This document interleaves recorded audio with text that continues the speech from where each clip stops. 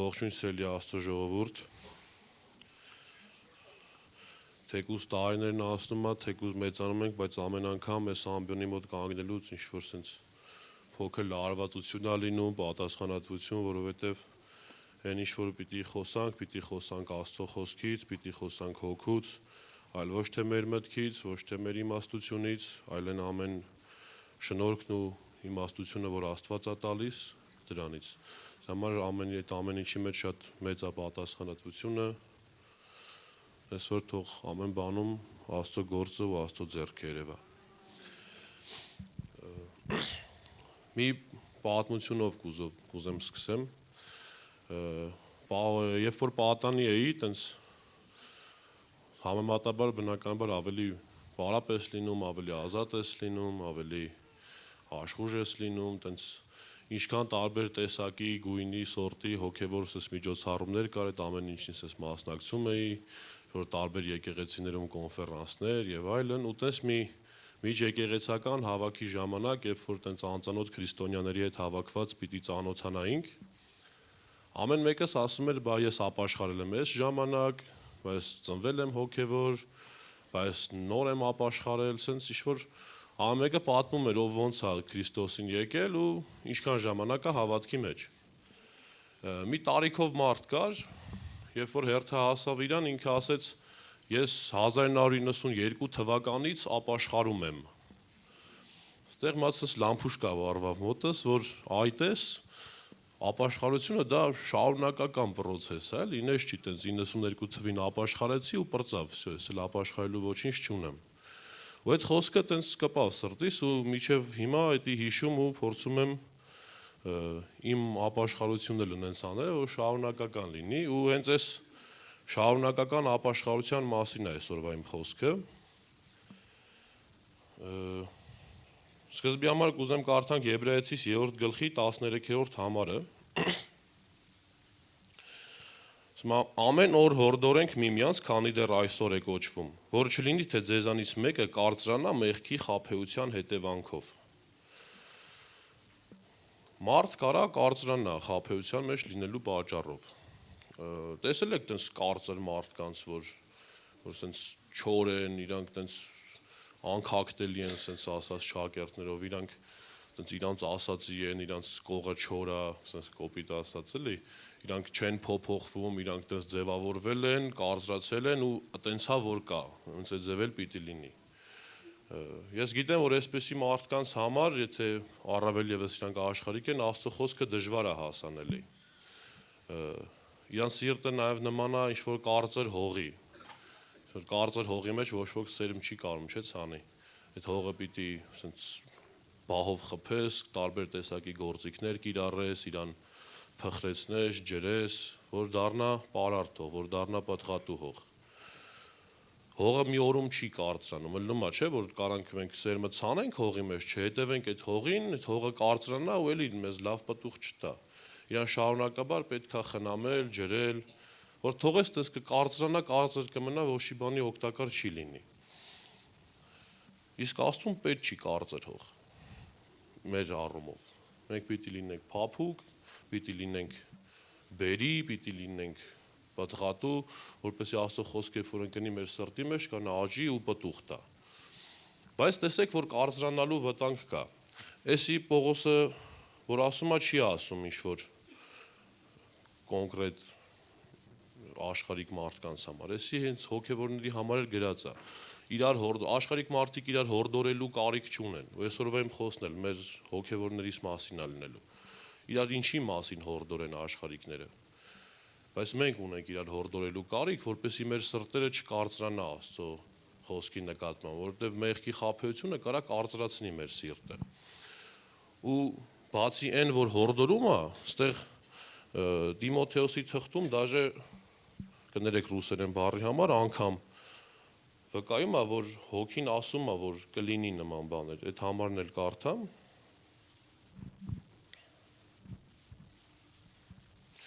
Առաջի Տիմոթեոս 4-րդ գլխի առաջի 2 համարն եմ կարդում։ Ասում է արդ հոգին հայտնապես ասում է, թե վերջին ժամանակներում ոմանք պիտի հեռանան հավատից եւ ուշադրություն դարձնեն մոլորեցուցիչների, ոգիների եւ դևերի վարդապետություններին, կեղծավորությամբ ստեր խոսելով, որոնց խշմտանքը դաղված է տաք երկաթով։ Մի քիչ ավելի մեր օրյա ասում են խիղճը խանձված է, այս ինչ մարդու փորը խիղճ չկա, չէ՞, ասենց արտահայտություններ կան, չէ՞։ Խիղճը ո՞րն է մարդու մեջ։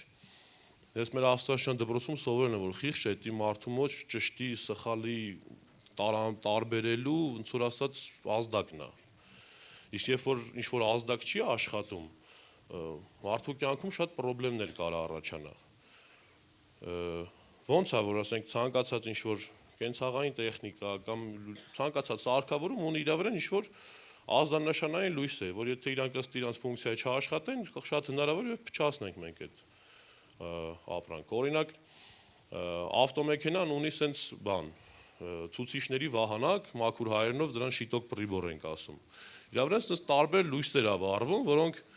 մեզ ինչ որ ինֆորմացիա են տալիս։ Օրինակ կա յուղի լույսի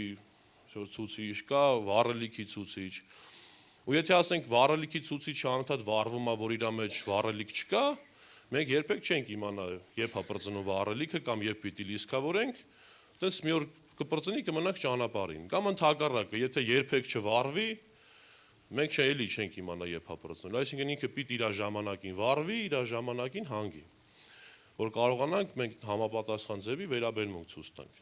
Նույն ձև էլ մարդու մեջ, երբ որ խղճի լույսը, ասենք միշտ վառը մնա կամ միշտ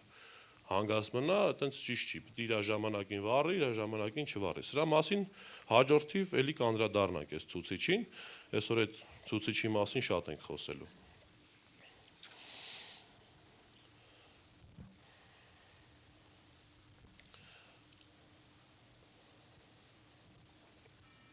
Ու ոնց որ հողը, որ մի օրում չի կարծրանում,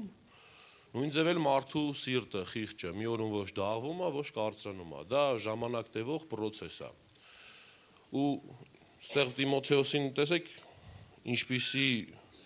ոնց որ ասած հատկանիշ է տալիս այդ մոլորվող մարդկանց, ասում է խիղճը դաղված է, այսինքն երբ որ մարդու խիղճը դաղվում է, իրանից պետք է սпасել մոլորություն, սխալ վարդապետություններ եւ այլն եւ այլն, այսինքն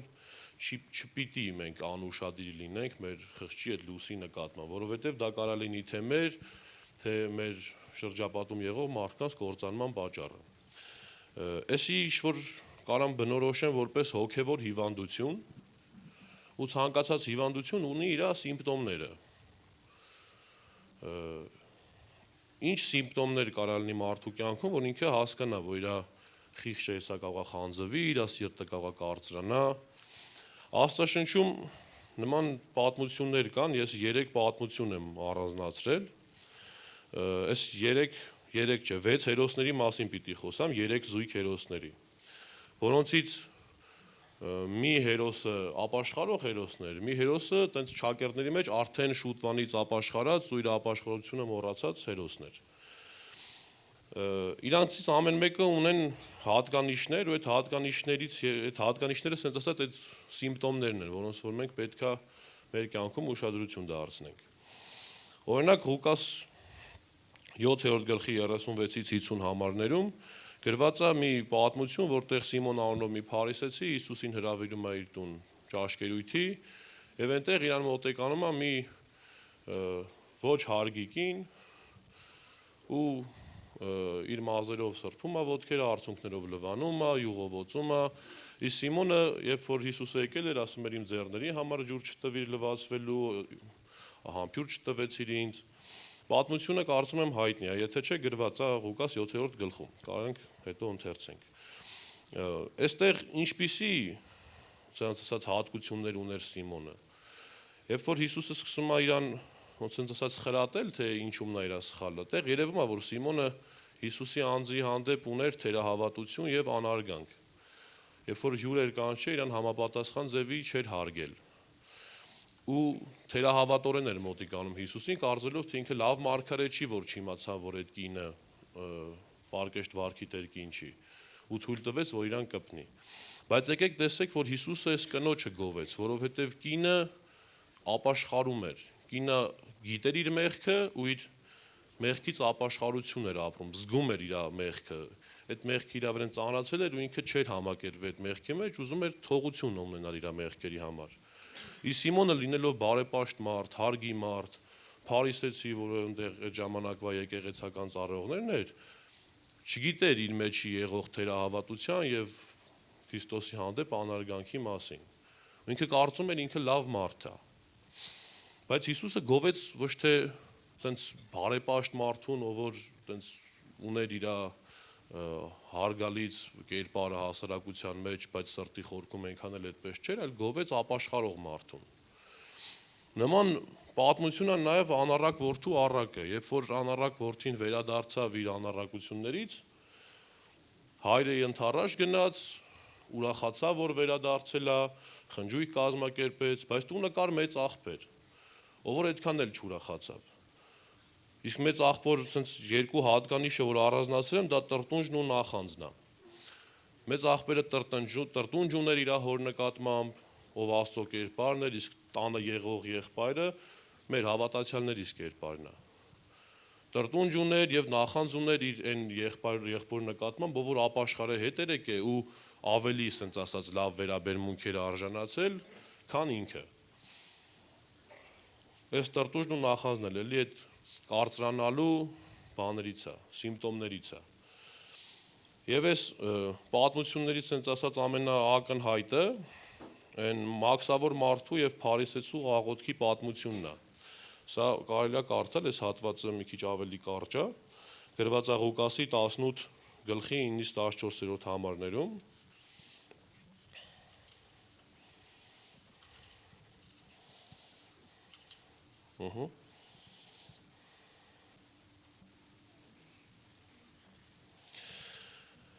Եվ առակ ասաց նրանց, ովքեր վստահ էին իրենց վրա, թե արդար են եւ ուրիշներին առհամարում էին։ Էսի շատ կարևոր հատված է, ում համար է այս առակ ասում Հիսուսը։ Սա երկու մարդ բարձրացան տաճարը, մեկը փարիսեցի, մյուսը մաքսավոր։ Փարիսեցին կանգնեց, ինքը իրեն այսպես աղոթեց. Աստված իմ շնորհակալ եմ քեզանից, որ ես ուրիշների պես չեմ հափշտակող, անիրավ, շնացող կամ այս մաքսավորի նման։ Շաբաթը 2 անգամ ծոմ եմ պահում եւ իմ բոլոր ունեցվածքից 10-րդ եմ տալիս։ Իսկ մաքսավորը հերու կանգնած նույնիսկ աչքերը չէր կամենում երկինք բարձրացնել, այլ իր կուրծքը ծեծելով ասում էր. Ով Աստված, ողորմիր մեղավորիս։ Ասում եմ ձեզ, սա արդարացած գնաստուն ոչ թե փարիսեցին, որովհետեւ ով որ բարձրացնում է իր անձը, պիտի խոնարհվի, եւ ով որ խոնարհեցնում է իր անձը, պիտի բարձրանա։ Այս բոլոր հերոսների մոտ այս հպարտության սինդրոմը, ասենց ասած, բոլորի մոտ կար, չնայած որ ամեն մեկը ուներ իր առանձին հատկանիշները, բայց այս հպարտությունն ու ինքնահավանությունը բոլորի մոտ կար։ Իսկ այս ամեն ինչը մեզ տանում է ոչ թե Աստծո մոտ, այլ տանում է մեր եսի մոտ, տանում է նրան, որ մենք մեր լավը լինելը վերագրում ենք մեզ, ոչ թե Աստծուն։ Բայց մենք ոչ ոքս լավը չենք, Աստված է մեզ լավը դարձնողը։ Մենք ոչ ոքս արդար չենք, Աստված է մեզ արդարացնողը։ Երբ որ թեկուզ երկար տարիներ առաջ ապաշխարելուց դարձի գալուց հետո մենք մեր մեջ կորցնենք այս մեղավորության զգացողությունը, մենք կսկսենք թերահավատ դառնալ, մեր մեջ շատ բաների նկատմամբ առավել եւս Աստծո տան եղող որոշ երևույթների նկատմամբ կարա տրտունջ առաջանա, նախանձ առաջանա։ Ու այս ամեն ինչը մեր սիրտը կարծրացնի մի օր, որովհետեւ սրանք տենց երևացող բաներ չեն։ Սրանք այն երևացող մեղքը երևում է, չէ՞, օրինակ համար երբ որ կին անառակ էր, բոլորը գիտեին, կամ այն որդին, որ գնացել էր իր հորը թողել էր, գնացել էր իր անբարո կյանք ապրելու, բոլորը տեսնում էին, որ այս որդին գնացել է, ու այս մարդու մեղքը ակնհայտ էր։ Բայց շատ ժամանակ, երբ որ ներսում է մարդը ու իր սրտի մեջ ունի անհաշտություն Աստծո, դա ակնհայտ չի, դա բոլորը չեն տեսնում, դա գիտի այդ մարդը կամ կարող է եւ ինքն էլ չիմանա։ Ու այս ամեն ինչը կարծրացնում է։ Մեր ասենց ասած հանդուրժողականությունը այդ փոքր մեղքերի նկատմամբ շատ ժամանակ մեր սիրտը կարծրացնում է ու մենք համակերպվում ենք այդ վիճակի հետ ու մենք մեզ լավն ենք կարծում, որովհետեւ ասենց ասած հասարակության մեջ բարոյական ապրելու բոլոր սկզբունքները գիտենք ու տես մենք մեզ այնց ենք պահում, որ մեզ բան ասող չլինի, տենց իմանան մենք լավ մարդիկ ենք։ Բայց մեզ լավ մարդ պիտի Աստված կարծի ու մենք Տիրոջ շնորհքով ենք, որ լավ մարդ ենք, ոչ թե մեր արած գործերով։ Ու ամենակարևոր բանը որ ես իմ խոսքի մեջ ուզում եմ շեշտեմ, այդ մեղավորության զգացողությունն է։ Էսի այդ ազդանշանային լույսն է, երբ որ այդ ազդանշանային լույսը մեղավոր ժամանակ վառվում է, դու զգում ես, որ դու մեղավոր ես ու չես ուրանում Քրիստոսի գործը, որ ինքը քեզ արդարացրեց։ Երբ որ դու քեզ կարծում ես լավը, դու ուրանում ես Քրիստոսի արած փրկagorցությունը, կարծում ես թե դու ես լավը, կարծում ես թե դու կարացար տենց բան անես, քեզ լավը պահես, քեզ մաքուր պահես, սուրբ պահես, բայց մենք ոչ այլ ինչ ենք, չեմ մեղավոր ամենաաշխարհիկից ավելի վատ եք, եթե Քրիստոսի շնորհքը մեր կյանքում չլինի։ Բայց ինչի ասեցի էլի անդառնանք այդ ազդանշանային լույսին, որովհետև ինքնադատապարտության մեջ ապրելն էլ է սխալ։ Երբ որ մարդ իրան միշտ կարծի մեղավոր, տենց իր համար էլի լավ չի լինի, ինքը էլի կուրանա Քրիստոսի գործը, որտեվ մարդիկ կան ասում են իմ մեղքը ավելի մեծ է, քան թողությունը։ Դրա համար պիտի ճիշտ չափով լինի քո թե մեղավորության զգացողությունը, թե արդար լինելու զգացումը։ Մենք պիտի իմանանք, որ մենք արդար ենք, բայց ոչ թե մեր շնորհքով, այլ Քրիստոսի շնորհքով։ Մենք պետք է իմանանք, որ մենք ոչ թե, ասենց ասած, ոչ թե արդար ենք, այլ արդարացած ենք։ Հարկասություն տամենի համար գային Քրիստիան։ Սենց մի տեղ էլ կա երկոցում է գրված, ասում է զգուշանանք այն փոքր աղվեսներից, որ ավիրում են այգին։ Հենց այս փոքր աղվեսներն են, որոնց երբ որ ուշադրություն չենք դարձնում, այդ մեր ասած այդ գաղտնի սիմպտոմներն են մեր կյանքում, որոնք որ թույլ չեն տալիս, որ մենք լինենք փափուկ, լինենք բերի հող Աստծո համար։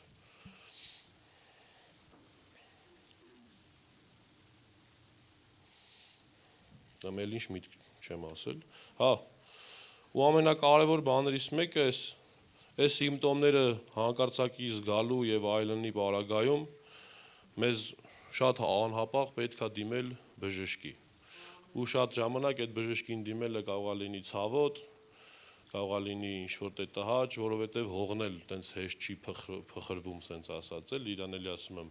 ինչ-որ գործիքներով խփում են, փորում են, ցավացնում են, բայց դա անում է, որ հողը լինի բերի։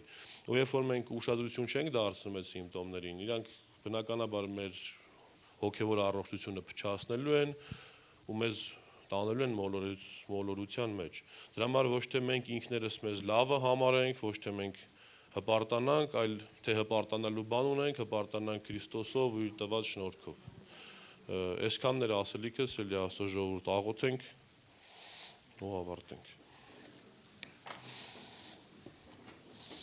Հայր իմ երեքնավոր, գոհանում եմ քեզանից Տերս, գոհանում եմ, որ քո շնորհքը կա մեր մեջ Տեր, որ քո զոհի, հարության, փրկagorցության միջոցով Տերս հաղորդակցություն ունենք քո հետ։ Ու խնդրում եմ Հայրին, որ մեր հաղորդակցությունը քո հետ կատարյալ անես, Հայր իմ երեքնավոր։ Մեզ մաքուր անես, սուրբ անես, Տեր իմ Աստված, ու թող մեր մեջից չկորի այդ գիտակցությունը, որ մեր փրկիչը, Տերը, արդարացնողը դու ես, Հայր իմ։ Ամեն։